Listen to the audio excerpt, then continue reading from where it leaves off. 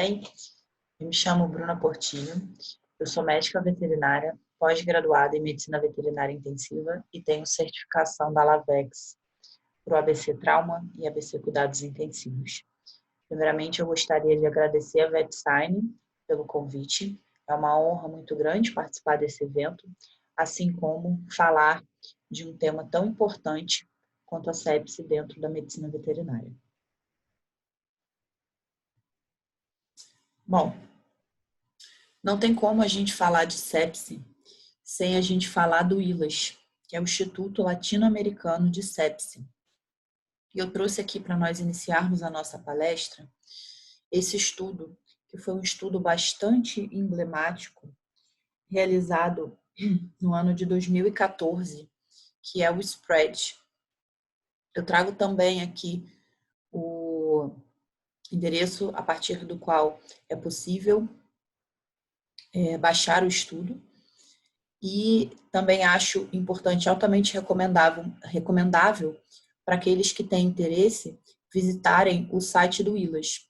O site do ILAS contém diversas informações, estudos sobre a sepse, assim como datas dos encontros anuais que são feitos a respeito do tema.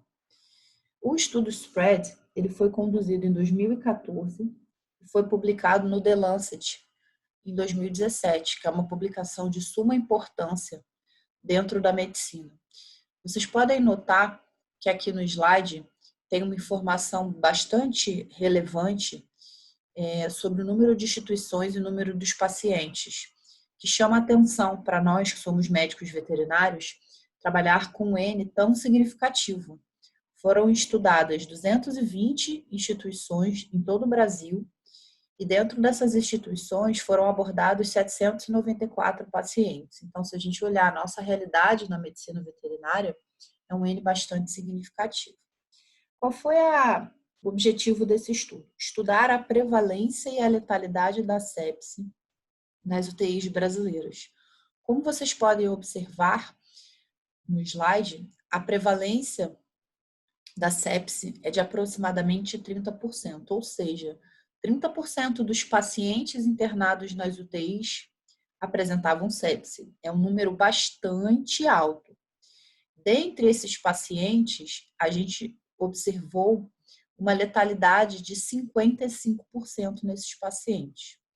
Também foi objetivo do estudo observar a mortalidade e a variação dessa mortalidade nas diversas regiões do país, onde se chegou à conclusão que a região centro-oeste tinha a maior mortalidade, em torno de 70%. O estudo atribui esse aumento da mortalidade a algumas causas, dentre elas a gravidade dos próprios pacientes, tá? Ao fato dos pacientes terem adquirido infecções hospitalares durante o seu período nos hospitais e nas UTIs e na inadequação do tratamento, ou seja, no atraso da administração desses antibióticos na primeira hora, que a gente vai ver adiante, que é um fator muito importante para o aumento da sobrevida desses pacientes. Esse é um estudo muito importante e emblemático, como eu comentei, e o objetivo de eu trazê-lo aqui é demonstrar a importância, né, da sepse, essa síndrome que muitas vezes nós não conseguimos identificar de forma adequada dentro da medicina veterinária e, de fato, nós entendermos que a sepse mata, e mata todos os dias. Então, se a gente tem esses números dentro da medicina, onde esse estudo foi feito, imagina quantos são os casos e qual é o nosso número dentro da medicina veterinária, uma vez que nós não temos um estudo desse porte. Quantos casos de sepse nós deixamos de diagnosticar e dentro do que nós conseguimos, qual é o índice de mortalidade. Então, fica aí o alerta da importância da síndrome sepse dentro da medicina como um todo e principalmente para nós, médicos veterinários. Bom, não tem como falarmos de sepse sem falarmos de consenso. Eu trouxe aqui nesse slide o consenso atual, que é o Sepsis 3. O Sepsis 3 é de 2016. Ele é um consenso feito na medicina, através da união de vários médicos de várias áreas diferentes que se reúnem durante dias num hotel para determinar quais são os critérios e o que vai ser importante para se definir que um paciente tem sepse. Quais foram os pontos importantes e diferenciais entre o sepsis 2, o consenso anterior, e o sepsis 3, que é esse último consenso. Acabou o conceito de sepse grave e foi instituído o conceito de sepse e choque séptico. A gente vai falar desse conceito mais à frente na nossa palestra.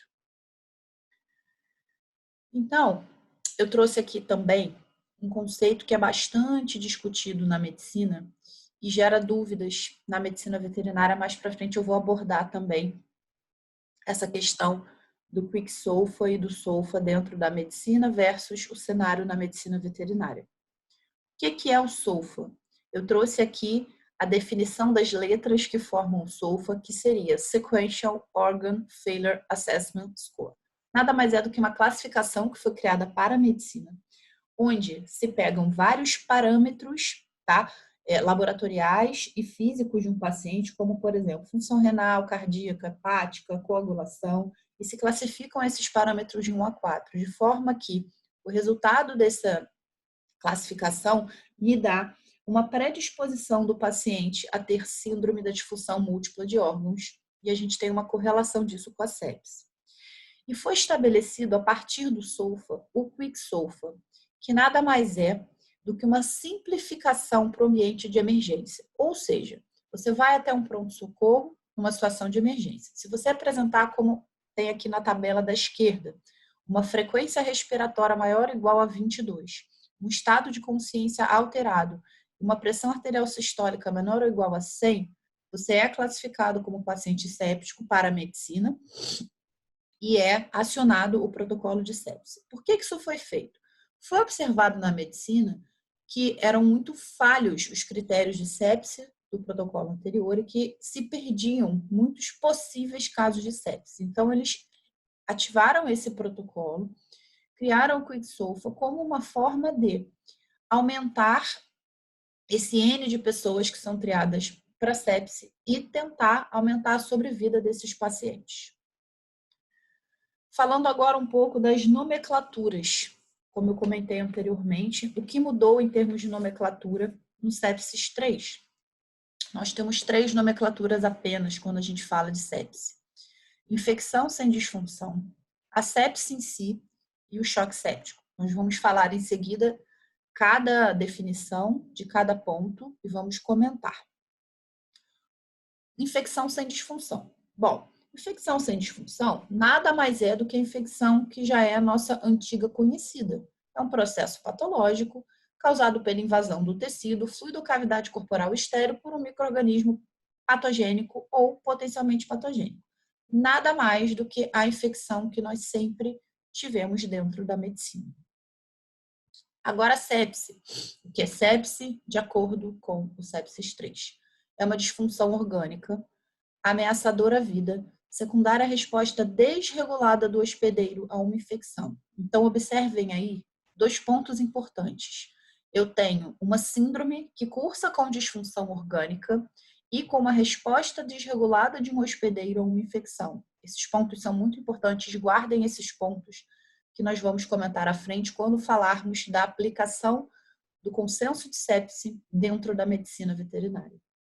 E aí, eu trouxe um alerta, por isso eu botei esse botãozinho de attention, para que nós tenhamos atenção quando estivermos diante de um paciente que apresenta leucocitose.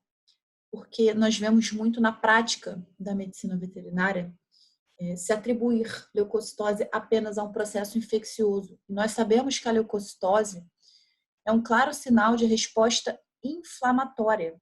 Sim, mas não pode ser que seja inflamação, infecção? Sim, pode. Mas o paciente estar com leucocitose não significa necessariamente, na ausência de um foco infeccioso cursando com disfunção orgânica, que ele tem infecção e não significa que ele tem sepse, tá certo? No sepsis 2, a gente tinha a clara correlação que um paciente com SIRS que é síndrome da resposta inflamatória sistêmica, ele poderia evoluir para sepse, que era o consenso antigo. Se ele tivesse 2 ou 3 critérios de SIRS, a gente poderia classificá-lo como séptico, e se entendeu e se percebeu que esse era um conceito frágil, que a correlação ela não era muito fidedigna, ou seja, não existe essa correlação tão direta entre um paciente que tem SIRS e um paciente que pode ter sepse. Então, cuidado. Ao ver apenas a leucocitose, nós não podemos identificar diretamente que o paciente tem um processo infeccioso ou muito menos que ele tem sepse. Precisamos entender, esse paciente tem foco, esse foco cursa com disfunção, então fiquemos atentos. E o choque séptico? Qual a definição do sepsis 3 para o choque séptico? Ele é um subtipo da sepse, onde ocorrem profundas anormalidades circulatórias, celulares e metabólicas, e estão, obviamente, associadas a maior risco de morte do que na sepse. Então, o que fica claro? A gente pode criar aí uma escala, tá certo? Onde a gente tem a infecção sem disfunção, a sepse e o choque séptico. Sendo o choque séptico claramente o estado mais grave dentro das 3 classificações, e com maior probabilidade de um prognóstico desfavorável ou até de óbito em último caso. Eu trouxe esse estudo, que é um estudo também muito importante quando a gente fala de sepse, que é da doutora Flávia, componente importante do ILAS e médica muito atuante na área da medicina intensiva e da sepse. Que o que esse estudo trouxe? Ele estudou quais foram as vantagens e as desvantagens do novo sepsis 3. Não é mais tão novo assim, mas enfim, é o último consenso que nós temos para a sepse. E eu trouxe para vocês aqui, para a gente discutir um pouco sobre as vantagens e as desvantagens. A gente tem aí, dentre as vantagens, o encontro, vamos dizer dessa forma, entre a evidência e a opinião dos especialistas, onde foi confrontado o que existe de evidência com a opinião dos especialistas em medicina intensiva. Foi definido sepse por disfunção orgânica, como eu acabei de comentar no slide anterior, a gente desatrelou a sepse da SIRS, que é uma coisa que já está comprovada que é muito frágil essa correlação. Tá? Então, a gente não exige mais classificações de SIRS para levar o paciente a sepse e classificá-lo como séptico. Acabou-se com o termo sepse grave e começou-se a se definir choque com critério de hipoperfusão, que era algo que não tinha no sepsis 2. E temos as desvantagens. Foi observada uma redução drástica da sensibilidade, ou seja, lembra que eu comentei do Quicksolva alguns slides atrás, que o Quicksolva é uma ferramenta dentro da emergência dos hospitais humanos para que se possa identificar de forma rápida e fácil um paciente como séptico e assim atualizar a terapêutica desse paciente e ativar o protocolo de sepse.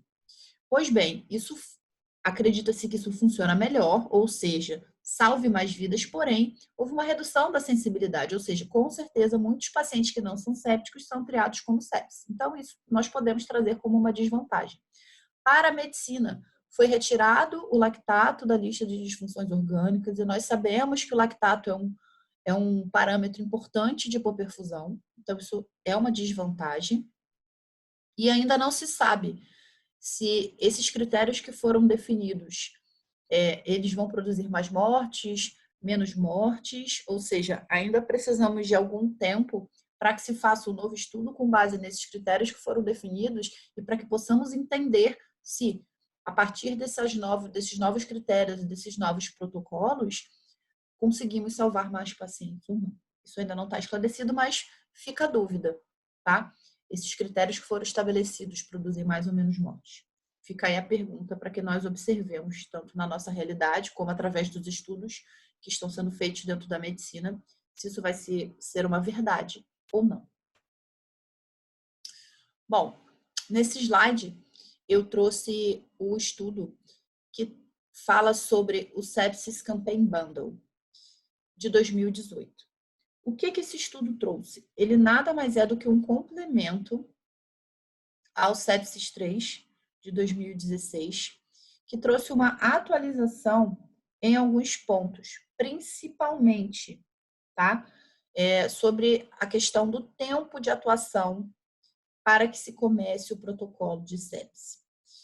Anteriormente, os compêndios traziam, o bundle anterior trazia um protocolo de 3 e de 6 horas. Ou seja, existia um grupo de ações a serem feitos quando se identificava um paciente como séptico nas primeiras 3 horas de atendimento e, em sequência, nas 6 horas seguintes de atendimento. E observou-se que isso não era muito efetivo. Isso foi substituído pelo que a gente chama de hora de ouro. Ou seja, a partir do momento que eu identifiquei meu paciente como séptico, esse é o tempo zero e, idealmente, eu tenho 1 hora para seguir o protocolo.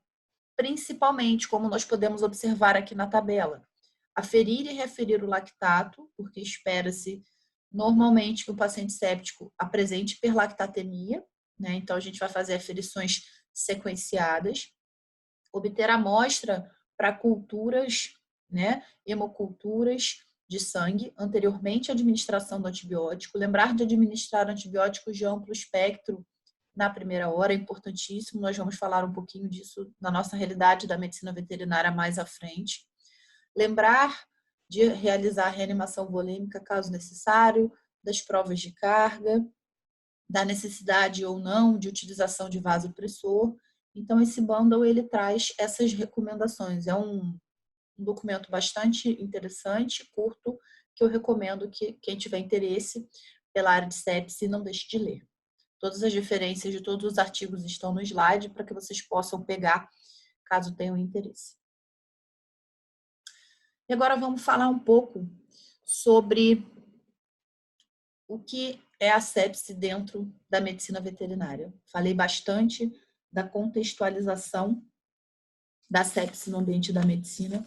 E agora, no caso da medicina veterinária, que é a nossa realidade, como que a gente transforma, ou seja, como que a gente traz todos esses conceitos, todos esses consensos para a nossa realidade da medicina veterinária, para os nossos animais. A primeira coisa que foi feita foi um encontro entre os intensivistas, que ocorreu no congresso da BVEX em 2018, onde foi estudado todo o sepsis 3 e foi criado um documento que está disponível dentro do site da LAVEX, através da união de todos esses conhecimentos da realidade da medicina veterinária, aliado ao que o consenso traz de protocolos, foi criado o consenso de sepse da medicina veterinária, coordenado aí pelo Dr. Rodrigo Rabelo. E a partir de agora nós vamos falar um pouquinho sobre como identificar a sepse nos nossos pacientes. Em relação a nomenclaturas, o que a gente segue dentro da medicina veterinária? O que é preconizado nesse consenso brasileiro de sepse da BVEX de 2018? São as mesmas nomenclaturas que o sepsis 3 preconiza, ou seja, infecção sem disfunção, sepse e choque séptico. Nós vamos comentar um pouquinho sobre o choque séptico mais à frente. Então, vamos guardar infecção sem disfunção, sepse e choque séptico, tá certo? E, finalmente, como eu identifico a sepse nos nossos pacientes? Primeiro ponto, eu tenho que ter um foco ou suspeita de foco. Isso é bem importante, ou seja, eu preciso ter certeza no momento do meu atendimento, seja ele dentro da internação, numa consulta emergencial ou até mesmo no consultório. Não, eu posso ter um foco ou suspeita de foco, que isso já é suficiente para que nós entendamos que esse paciente pode ser um possível paciente em sepse. E aí vem uma observação muito importante.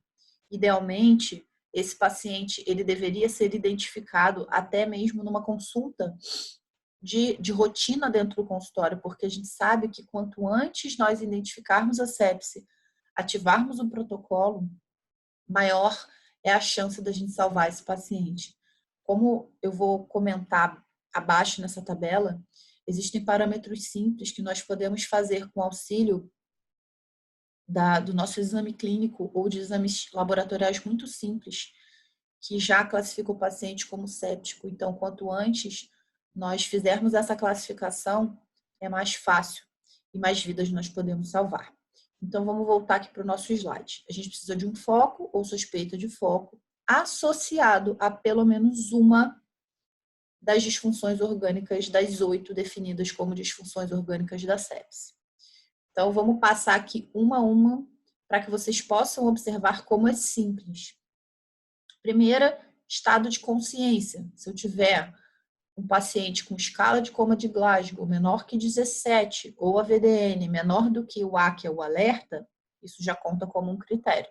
É bem simples. Hipotensão ameaçadora. Mas o que é hipotensão ameaçadora? Vamos lá. É quando eu tenho uma queda abrupta, ou seja, maior que 40 milímetros de mercúrio na pressão arterial sistólica. Uma pressão arterial média menor do que 65 ou, no caso dos cães, uma pressão arterial sistólica menor que 90 e, no caso dos felinos, uma pressão arterial sistólica menor do que 100. Qualquer um desses casos já pode ser classificado como hipotensão ameaçadora e contar como disfunção orgânica. Assim como a oligúria. Se eu tiver um débito urinário menor do que 0,5 ml por quilo-hora ou uma creatinina superior a 2, também conta como disfunção. O aumento de bilirrubina maior do que meio também conta como disfunção. Se meu paciente apresentar disfunção respiratória, como que eu vejo isso? Eu posso observar sinais de filtrado bilateral ou calcular o índice PAF, que nada mais é do que a relação entre a pressão arterial de oxigênio e a fração expirada de oxigênio. Só que para isso eu preciso de uma amostra de sangue arterial para realizar uma hemogasometria e fazer esse cálculo. Se esse cálculo do índice PAF for inferior a 300 ou esse paciente apresentar sinais de filtrado bilateral, ele também tem uma disfunção orgânica. Se ele tiver algum sinal de alteração de coagulação, como que eu vejo isso? Se ele apresentar trombocitopenia, número de plaquetas menor do que 100 mil, ou queda do número de plaquetas de 50% em 12 horas, assim como aumento do TP, do TTPA, do dedímero ou queda no fibrinogênio, a gente também pode considerar isso como uma disfunção orgânica. Temos também o ilho paralítico, ou seja, ausência de borborígamo ausculto intestinal, um sinal de hipoperfusão importante, e o nosso lactato. Para cães, lactatos acima de 3,2 e para os gatos, lactatos acima de 2,5. E o choque séptico, como a gente estava comentando. O que é choque séptico dentro da medicina veterinária? Para eu classificar um paciente como choque séptico, ele tem que ter sepse, ou seja, acabamos de falar, foco ou suspeita de foco e pelo menos uma das 8 disfunções orgânicas, cursando com hiperlactatemia e hipotensão refratária à terapia com fluidos, ou seja, já foi feita a reanimação volêmica, não funcionou, esse paciente tem sepse, cursando com hipotensão e hiperlactatemia. Então, esse paciente não responsivo à reanimação volêmica, ou seja, esse paciente é um paciente em choque séptico, como nós comentamos anteriormente, é um paciente mais grave. Falando um pouquinho aqui do Quicksolva, como eu comentei, eu observo nas palestras e dentro da medicina veterinária muita dúvida em relação a esse ponto, por isso eu trouxe para que nós possamos discutir. O Quicksolva, pessoal, ele foi validado apenas para a medicina, ele não foi validado para animais, ou seja, nós não podemos, de forma alguma, utilizar os critérios descritos para o Quicksolva dentro das nossas emergências e das nossas internações para os animais, porque ele não foi validado. Eu vou ter até um X bem grande para que fique claro. Quicksolva é critério de triagem para a medicina.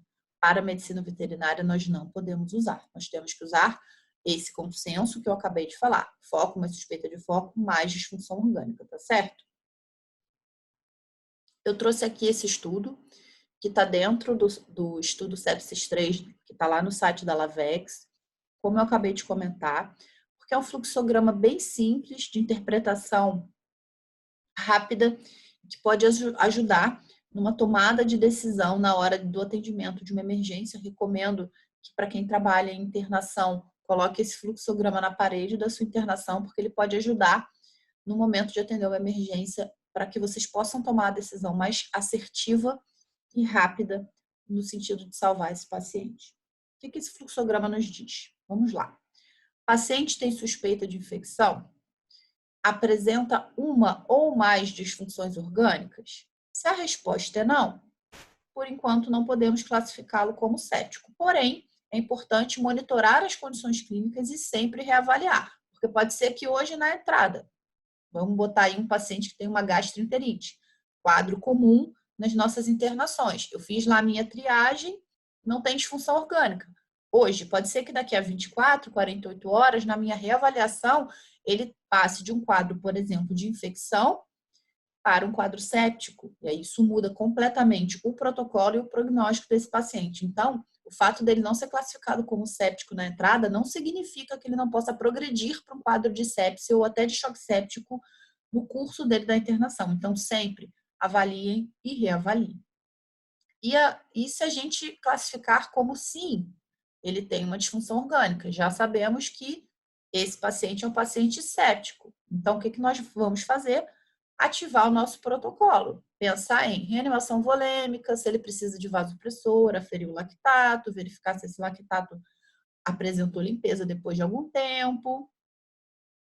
Agora, esse paciente, ele foi responsivo à nossa reanimação volêmica?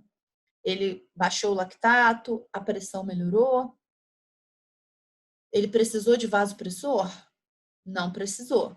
Então, ele é um paciente que só tem sepse, por enquanto. Agora, não. Esse paciente tem sepse, hiperlactatemia, hipotensão refratária à reanimação volêmica. Então, a gente sabe que ele vai precisar de norepinefrina. Então, ele é um paciente em choque séptico. Viram? Eu acho esse fluxograma bem simples, acho que pode ajudar de uma forma resumida, com tudo que nós falamos, a que vocês tomem decisões rápidas no ambiente de internação. E temos aqui o Surviving Sepsis Campaign, que nada mais é do que o documento que traz todos os passos que devem ser feitos para um paciente em sepsis. É um documento bem extenso, mas novamente eu recomendo que, caso vocês tenham interesse, que leiam, porque ele traz passo a passo todo o protocolo de sepse que deve ser feito uma vez que foi identificada a sepse no paciente.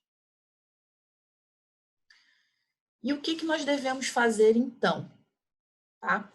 Eu trouxe aqui uma lista de tópicos, de forma resumida, é claro, para que fique fácil o entendimento de vocês sobre como a gente deve abordar esse paciente.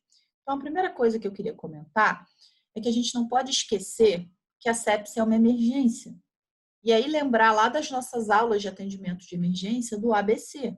Toda emergência nós temos que seguir o ABC. E na sepse não é diferente. Então, sempre começar a nossa abordagem do paciente pelo ABC, né? Então, fazer um ABC bem feito e agir de forma rápida, porque a sepse é uma emergência e demanda ações da forma mais efetiva, assertiva e rápida. Lembrar que esse paciente provavelmente é um paciente que vai precisar de alguma reanimação volêmica. Lembrar aí do uso dos cristalóides, lembrar que a prova de carga, o protocolo atual preconiza que a gente faça 10 ml por quilo em no mínimo 30 minutos, nunca em menos do que isso. Ter as nossas metas pressóricas, sempre mantendo a pressão arterial mínima acima de 65. Ter um time preparado e treinado para atender um paciente séptico é importantíssimo, porque lembrar que a gente comentou anteriormente, nós temos que atender a hora de ouro, ou seja, esse paciente precisa ser atendido em no máximo 1 hora e esse protocolo precisa ser ativado e realizado de forma rápida. Tentar definir e comentar, e confirmar o foco, né? Ou seja, eu tenho uma suspeita de foco, por exemplo, em cavidade abdominal. Eu fiz uma ultrassonografia, observei a presença de líquido livre e drenável. Drene esse líquido, envie para cultura e antibiograma. Realizem exames de imagem, de forma sempre a gente ter a definição desse foco o mais rápido possível. Importantíssimo fazermos cultura e antibiograma para entender que tipo de bactéria está cursando com aquela infecção. Aqui essa bactéria é resistente, qual antibiótico que é efetivo para que nós possamos, em algum momento, realizar o escalonamento ou descalonamento da antibiótico terapia. Próximo passo, como eu já estava comentando anteriormente, antibiótico. O protocolo preconiza que se faça antibiótico terapia empírica, porque, obviamente, nós sabemos que o resultado de cultura de tipograma é um resultado que demora, mas eu botei até em vermelho aqui para que nós tenhamos muita atenção. Por quê? Nós vamos fazer isso de forma empírica, mas tentar fazer isso baseado sempre no sistema que a gente definiu como foco, ou seja, é sistema urinário, é sistema respiratório. Então, a gente sabe que para cada sistema existe um grupo que já é sabido de determinadas bactérias que crescem mais. Essas bactérias, elas são aeróbias, anaeróbicas, gram-positivas, gram-negativas. Que tipo de antibiótico que trabalha melhor com esse grupo de bactérias? Então, tentar ser mais assertivo na escolha dessa antibiótico-terapia, pensando sempre no sistema que a gente está buscando trabalhar, tá certo? Para a gente poder depois ter um prognóstico melhor para esse paciente e lembrar que, assim que sair a cultura e antibiograma, avaliar se é necessário escalonar ou descalonar essa antibiótico-terapia. Importante também a gente controlar e remover os focos de contaminação para prevenir novas infecções. Eu sempre dou exemplo, por exemplo, de uma piometra rompida. É um foco que a gente sabe que existe e precisa ser removido. Então, na possibilidade de remoção de foco, é indicado que se remova o foco assim que possível. A fluido, como a gente já comentou, usar sempre cristalóides com carga dinâmica, lembrando que a prova de carga é um diagnóstico e não é um protocolo terapêutico, ou seja, eu preciso fazer a carga e entender se esse paciente realmente ele é responsivo ao volume ou não. Identificar se o paciente necessita de vasoativos ou inótropos. Lembrar que no caso de pacientes sépticos, como nós comentamos, a sepse cursa com vasoplegia. Ou seja, lá no paciente com choque séptico, onde eu vou ter uma hipotensão refratária, reanimação volêmica, cursando com hiperlactatemia, é um paciente que vai precisar de infusão de norepinefrina. Tá? Lembrar que a norepinefrina é a primeira escolha, que a gente só vai pensar depois, se necessário, na vasopressina e mais à frente ainda na dobutamina. Mas sempre a norepinefrina é a primeira escolha para o paciente em choque séptico. Em alguns casos, onde o paciente é refratário à infusão de norepinefrina, no caso dos cães, nós podemos recomendar o uso de hidrocortisona.